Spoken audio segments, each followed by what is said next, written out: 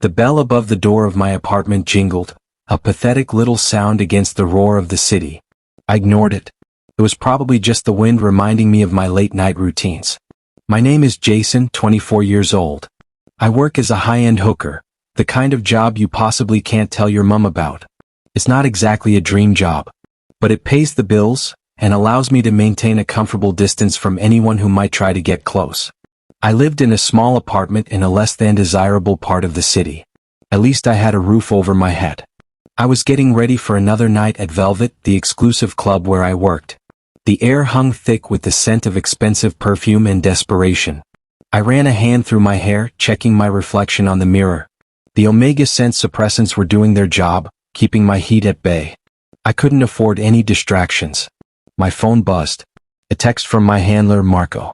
Remember the rich dude who has been asking after you? He's in town and in the club tonight.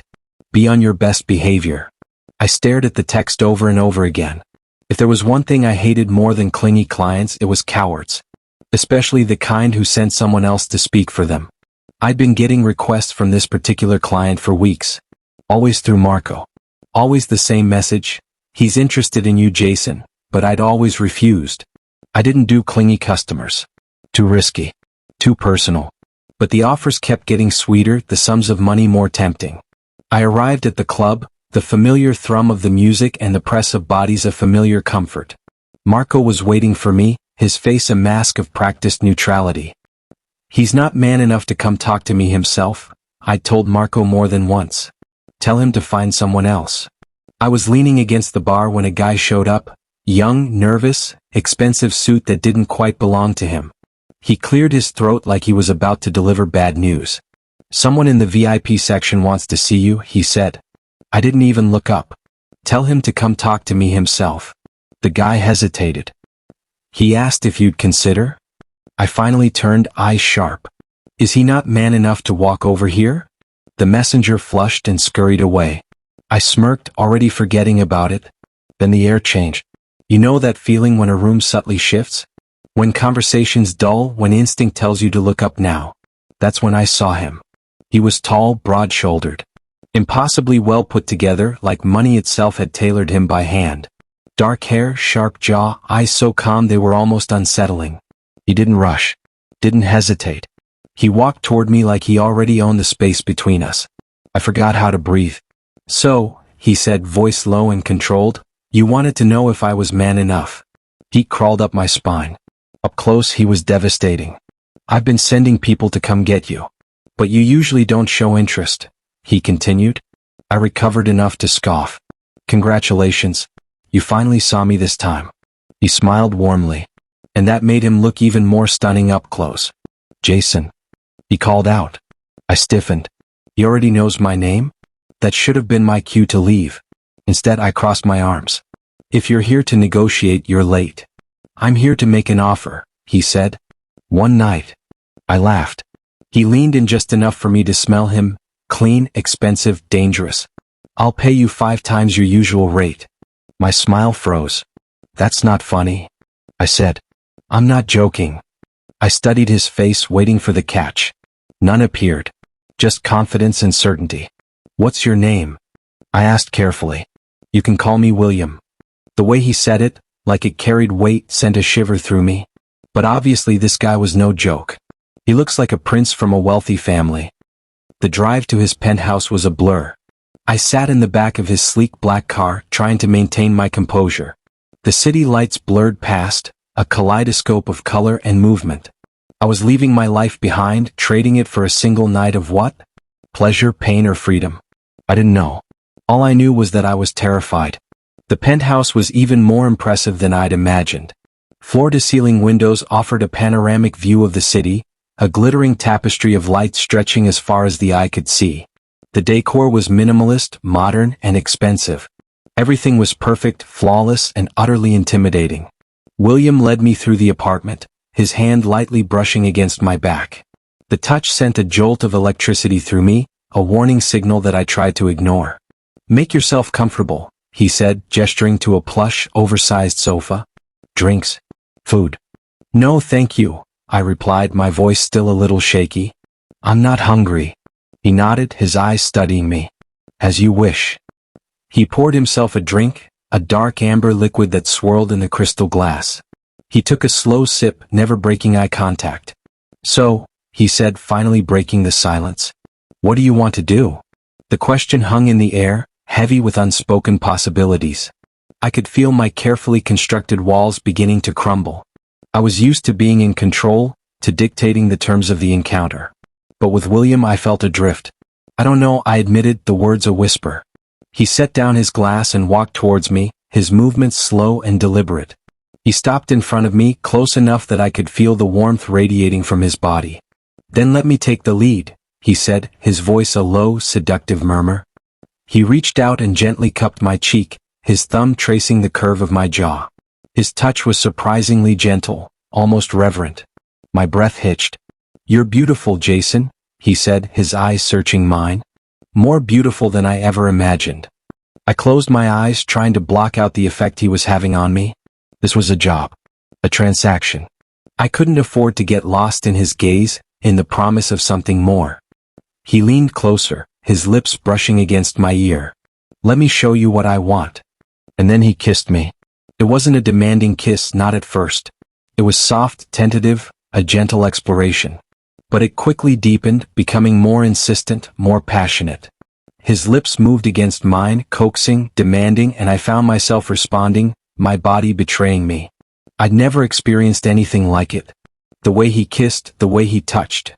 It was as if he knew exactly how to unravel me, to break down the walls I'd spent years building. He pulled back, his eyes blazing. You taste like sin, Jason. I shivered, my body on fire. And you taste like temptation. He smiled, a slow, predatory curve of his lips. Then let's indulge. He led me to his bedroom, a sanctuary of soft, luxurious fabrics. The air was thick with the scent of him, a heady mix of expensive cologne and something primal, something that spoke of power and control. He didn't rush. He took his time, undressing me slowly, his eyes devouring every inch of my skin. He traced the curve of my neck, the hollow of my throat, the swell of my chest. Each touch sent a jolt of electricity through me, igniting a fire I couldn't control. When he finally stripped off his own clothes, I was stunned by his physique. He was sculpted, powerful, every muscle defined. He was a work of art, a masterpiece of masculine perfection. He knelt before me, his eyes locked on mine. You're mine tonight, Jason, he said, his voice a low growl. Every inch of you. And then he kissed me again, a kiss that was both a promise and a threat. He took me slowly, deliberately, savoring every moment. His touch was both gentle and demanding, his movements precise and controlled. He knew exactly how to pleasure me, how to push me to the edge. I'd never experienced anything like it. The intensity, the passion, the sheer raw power of his alpha presence. It was overwhelming. I lost myself in the moment, surrendering to the pleasure, forgetting everything but the feel of his body against mine. He brought me to the brink again and again until I was writhing beneath him, begging for release. And then, finally, he gave it to me. The world exploded in a kaleidoscope of sensation.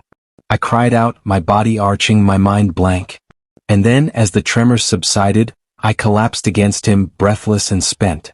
He held me close, his arms wrapped around me, his body a warm, comforting weight. I lay there, lost in the afterglow, feeling a sense of peace I hadn't known I was capable of. The next few hours were a blur of intimacy. William was everything I'd expected. He was a master of control, but he was also kind and gentle. I found myself drawn to him, to his quiet strength, to the way he looked at me. I started to forget the rules, to let down my guard. I allowed myself to feel, to experience something beyond the cold, transactional world I'd always known. But the fear was always there, lurking in the shadows. The knowledge that this was temporary, that it was all a lie. That I was still a hooker and he was still a client. As the night wore on, the exhaustion finally caught up with me. I drifted off to sleep in William's arms, feeling a sense of contentment I hadn't known was possible. I woke up in the dead of night, the penthouse shrouded in darkness. William was asleep beside me, his face relaxed, his breathing even. I looked at him, at the man who had given me a night of unparalleled pleasure, and a wave of conflicting emotions washed over me. Gratitude, desire, and most of all, fear. The money, the freedom. It was all within my grasp. All I had to do was take it. I slipped out of bed, my heart hammering against my ribs. I moved silently through the apartment, my eyes scanning the room. I knew where he kept his valuables. I'd seen him put them away earlier. I found the safe, a sleek, black monolith hidden behind a painting. I knew the combination. I'd watched him enter it. My hands trembled as I entered the numbers. The door clicked open, revealing a treasure trove of cash, jewelry, and other valuables. My eyes widened. This was more than I'd ever dreamed of. Enough to disappear, to start a new life, to finally be free. I hesitated for a moment, the weight of my decision pressing down on me. But the fear, the desperation, the ingrained survival instincts, they were too strong. I filled a bag with the money and the most valuable items. Then I turned and walked back to the bedroom, my heart a lead weight in my chest. I looked at William, sleeping peacefully in the bed. I wanted to tell him, to explain, to beg for forgiveness. But I knew I couldn't. He wouldn't understand. He would be angry and might even hurt me. I left a note on the bedside table. A simple apology. I took the money he had promised to give me and even stole from him. I told him not to forgive me. Then I slipped out of the penthouse. The city was a blur of neon lights and pounding music as I fled. The adrenaline coursed through my veins, a potent cocktail of fear and exhilaration. I hailed a cab, gave the driver a false address, and sank back into the seat, trying to catch my breath. I checked the bag. The money was there. The jewelry, everything. I should have felt triumphant and free. But all I felt was a hollow ache in my chest. Guilt, regret, and a growing sense of fear. I knew William. I knew his power, his influence. He wouldn't let me get away with this. He would hunt me down. I spent the next few days in a state of paranoia. I changed my appearance, dyed my hair, bought new clothes. I moved from hotel to hotel, constantly looking over my shoulder. I didn't sleep. I barely ate. The fear gnawed at me, a constant, gnawing presence. I tried to convince myself that I'd done the right thing, that I'd made the only choice I could. But the image of William's face, the look in his eyes, haunted my every waking moment. I knew I had to get out of the city. I needed to disappear, to start a new life somewhere far away. I booked a flight, packed a bag, and prepared to leave. But as I was leaving the hotel, I saw him. He was standing across the street, leaning against a lamppost, his arms crossed, his eyes fixed on me. He was wearing a simple black suit, but he radiated an aura of power that made the air crackle. 3 bodyguards stood closely, making it impossible to run away without getting caught. My legs turned to lead. My breath hitched in my throat. I was trapped.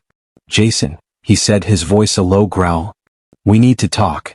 The bodyguards stepped closer, gripping me in my arms. I tried to pull away, but their grip was like iron. "Let me go," I hissed, my voice trembling. They didn't release me. Instead, they led me to a nearby alley. William stepped closer, radiating in the reflection of the lights. "Why did you do it?" he asked, his voice devoid of emotion. I looked at him. I saw no anger, no rage. Just disappointment. "I needed the money," I stammered, my voice cracking. He sighed, a sound that seemed to carry the weight of the world. "You could have asked." "Asked?" I scoffed. "And what? You would have just given it to me?" He looked at me, his eyes searching mine. "Perhaps." I stared at him, stunned. I couldn't understand. Why wasn't he angry? Why wasn't he screaming, threatening, calling the police? "I'm sorry," I whispered, the words catching in my throat. "I'll give it back. All of it." He shook his head. "It's not about the money, Jason." He paused, his gaze softening slightly. "It's about trust. I'm giving you a choice," he said. "You can repay me. Triple the amount you stole within 3 days." My heart sank. I knew it was impossible. "Or," he continued, his voice barely a whisper, "you can move in with me." The words hung in the air, heavy with unspoken implications. Move in with him? After what I had done? I looked at him, at the man who had shown me a glimpse of heaven, and then ripped it away. I knew what I had to do. "I can't repay you," I said, my voice barely audible. He nodded, his expression unreadable, and smirked. "Then you'll move in with me. I will only let you go when I am satisfied with your service." I gulped immediately. Oh no. I closed my eyes, the weight of my decision crushing me. I had traded one prison for another. But this time, the bars were made of something far more dangerous than money. They were made of him. Moving in with William was like stepping into a different world. His penthouse was no longer a symbol of luxury, it was a cage. I was constantly on edge, waiting for the other shoe to drop, for him to reveal his true colors. But he didn't change. He didn't demand anything of me. He didn't try to control me. He simply existed. He went about his life, working, taking calls, and occasionally he'd look at me. He'd look at me with that same intensity, that same something. I kept my distance. I stayed in my room, ate my meals alone, and avoided him as much as possible. I was polite, respectful, but always guarded. I was waiting for the betrayal, for the moment he would reveal his true intentions. But the days turned into weeks and nothing happened. He never raised his voice. He never made any demands. Then suddenly he started leaving small gifts for me. A book I'd mentioned wanting to read, a new set of art supplies, a box of my favorite chocolates. He'd leave them on my desk, silently, without a word. One evening, I was in the kitchen making myself a cup of tea. William walked in, his tie loosened, his jacket slung over his shoulder. He looked tired. He didn't say anything, just stood there watching me. "Can I help you?" I asked, my voice sharp. He shook his head. "No. Just wanted to see what you were doing." He walked over to the counter and leaned against it, watching me. The silence stretched between us, thick and heavy. "You know," he said, finally breaking the silence, "you don't have to hide from me." I stiffened. "I'm not hiding." He raised an eyebrow. "Aren't you?" I turned away, pretending to busy myself with the tea. "I don't know what you're talking about." He sighed. "Jason, I know you're scared. I know you don't trust me." I didn't respond. "But I'm not going to hurt you," he continued, his voice soft. "I want you to be happy. I want you to be safe." I finally turned to face him, my eyes filled with a mixture of confusion. "Why are you doing this?" I asked, my voice barely a whisper. He looked at me, his eyes filled with a depth of emotion I couldn't comprehend. "Because I care about you, Jason," he said, his voice raw with emotion. "More than you know." The words hung in the air, shattering the carefully constructed walls I'd built around my heart. I didn't know what to say. I didn't know what to do. He took a step towards me, his hand reaching out. I flinched, instinctively pulling away. He stopped, his hand falling to his side. "I'm not going to force you, Jason," he said, his voice gentle. "I'll give you all the time you need." He turned and walked out of the kitchen, leaving me standing there, alone with my thoughts. The change was subtle at first. A shared meal, a quiet conversation, a late night spent watching a movie on the couch. William started to include me in his life, not as a prisoner but as something else. A friend? A companion? I didn't know. He'd leave me notes, small handwritten messages that would appear on my desk or the kitchen counter. "Good morning, Jason. Have a good day." Or, "I hope you slept well." They were simple, but they meant the world to me. I started to relax, to let down my guard just a little. I started to see the man behind the power, the cold exterior. I saw his humor, his kindness, his vulnerability. He never pressured me. He gave me space, time, and the freedom to be myself. One evening we were sitting on the balcony watching the sunset. The city lights were beginning to twinkle, painting the sky in shades of orange and purple. "You know," William said, his voice soft, "you haven't asked me why I did it." I looked at him, surprised. "Why you let me steal from you?" He nodded. "I don't know," I admitted. "I guess I was too afraid to ask." He smiled, a genuine smile that reached his eyes. "I wanted to see what you would do. I wanted to see if you were honest." And you were," he said, his gaze meeting mine. "You returned the money. You admitted your mistake and you were willing to face the consequences. But you still made me move in with you," I pointed out. He shrugged. "I wanted to be close to you." I looked at him, searching his eyes. "Why?" He hesitated, then took a deep breath. "Because I care about you, Jason. More than I can say." The words hung in the air, heavy with unspoken emotion. I felt a warmth spread through me, a feeling I hadn't experienced in years. "I don't understand," I said, my voice barely a whisper. "Why me?" He reached out and gently cupped my cheek, his thumb tracing the curve of my jaw. He leaned closer, his eyes locked on mine. "I want to be with you, Jason. I want to build a life with you." I stared at him, my heart pounding in my chest. "I know I didn't tell you this earlier, but I have long fallen for you before we even got this close." I thought I heard wrongly. "Are you serious?" I asked in a terrified tone. Yeah. William replied. I have long seen you 6 months ago, and since then I was drawn to you. You made me come over to the club every now and then just to get a glimpse of you. My face flushed. He leaned in closer and I leaned into his touch, my body betraying me as I tried to process all he had told me. The walls I'd built around my heart were starting to crumble. The fear was still there, but it was slowly being replaced by something else. Trust. I started to believe that William wasn't going to hurt me, that he genuinely cared. We spent more time together. We shared meals, watched movies, and talked for hours. He told me about his life, his work, his dreams. I told him about mine, almost dodging my past. He listened patiently without judgment. He never pushed me, never pressured me. He simply accepted me, flaws and all. One evening we were in the kitchen, cooking dinner together. I was chopping vegetables and William was at the stove, stirring a pot. You know, he said, his voice casual, I've been thinking about something. Oh.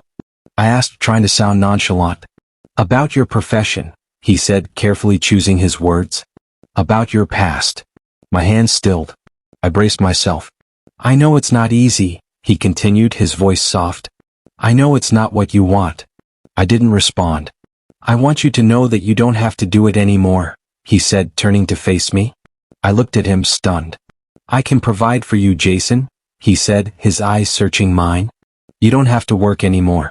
You can be free. Tears welled up in my eyes. I'd never dared to dream of such a thing. Freedom. A life without the constant pressure, the fear, the shame. I don't know what to say, I stammered, my voice choked with emotion. He walked over to me and gently cupped my face, his thumb wiping away a tear. Say yes, Jason. Say you'll let me take care of you. I looked at him, at the sincerity in his eyes, at the love I was starting to feel for him. I knew I was taking a leap of faith, but I also knew that I couldn't live without him.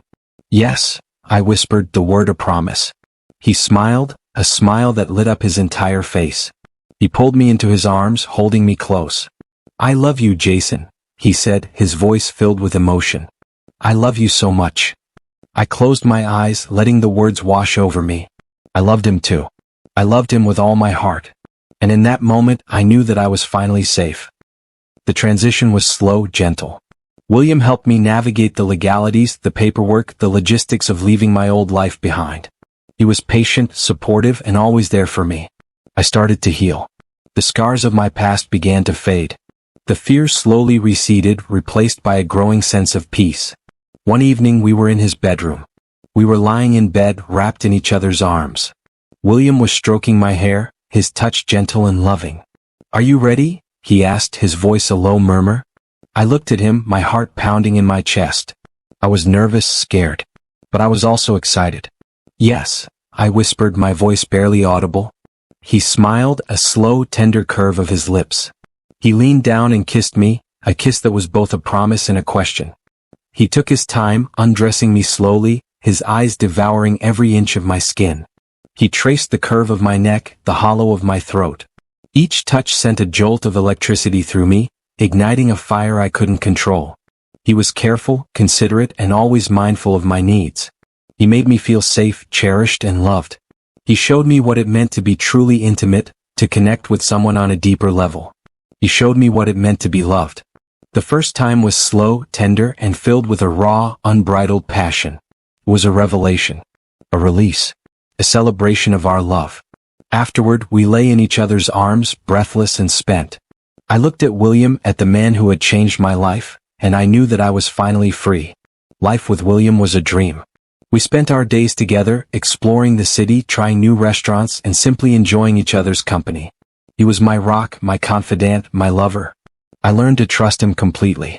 I knew he would never hurt me, never betray me. He was my safe haven, my sanctuary. One evening we were sitting on the balcony watching the sunset. The city lights were beginning to twinkle, painting the sky in shades of orange and purple.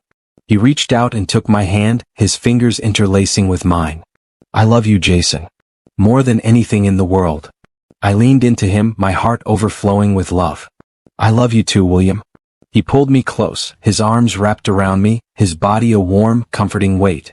I'm done testing, he said, his voice filled with emotion. I'm done playing games. I'm yours, Jason. Completely and utterly yours.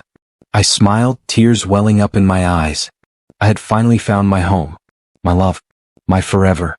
The years passed, filled with love, laughter, and a deep, abiding sense of peace. We built a life together, a home filled with warmth and happiness. I never went back to my old life. William had given me the freedom to be myself, to pursue my passions, to live a life of purpose. I started writing, pouring my heart and soul into my stories. He was my biggest fan, my constant supporter. We traveled the world, explored new cultures, and created memories that would last a lifetime. We faced challenges, overcame obstacles, and grew stronger together. We were a team, a partnership, a love story for the ages. William turned to me, his eyes filled with love. "You know," he said, his voice soft, "I never thought I'd find this." I smiled, leaning my head against his shoulder. "Find what?" "This," he said, gesturing to the life we'd built together. "This happiness, this home." I looked at him, at the man who had saved me, who had shown me what it meant to be loved. "Me neither," I said, my voice filled with emotion. He pulled me close, his arms wrapped around me, his body a warm, comforting weight. "I love you, Jason," he said, his voice a low rumble. "More than words can say."